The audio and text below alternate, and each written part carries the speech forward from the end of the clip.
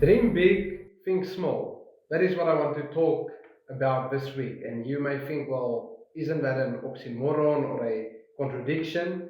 And hopefully this week you will understand what I mean by dreaming big but thinking small. But firstly, I want to emphasize that we should dream big dreams. The God we serve is a big God. The Bible tells us He can do exceedingly abundantly above all we could ever ask or think. So we should definitely be dreaming big dreams, asking big things, and thinking big. And sometimes small thinking can even limit God. So you might be asking, well, Jano, if small thinking can limit God, why are you titling this week's devotions Dreaming Big and Thinking Small?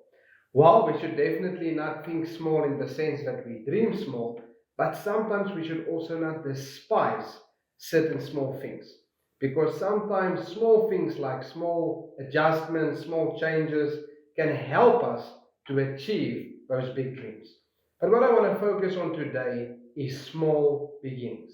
You see, we should never despise small beginnings. And in fact, the Bible tells us in Zechariah 4 verse 10, do not despise these small beginnings, for the Lord rejoices to see the work begin.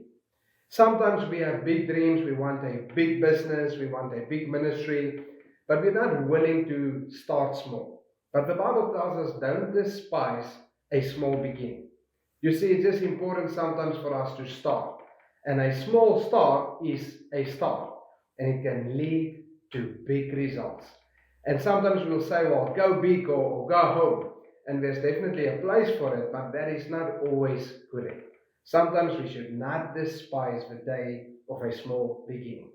Many, in fact, most of the big businesses or organizations or ministries or churches that we see in the world today started small.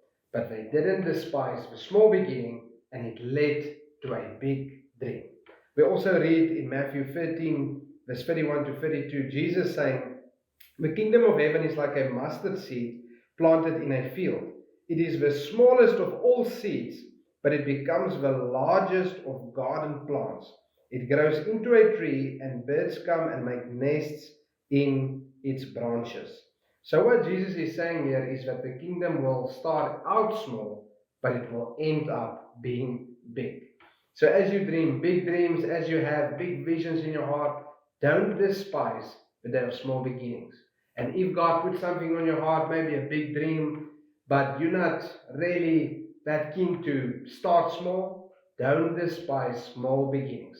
Just start, and remember the Bible tells us that the Lord delights in the work starting. So remember today to dream big and think small, and know today that you are highly favored and deeply loved.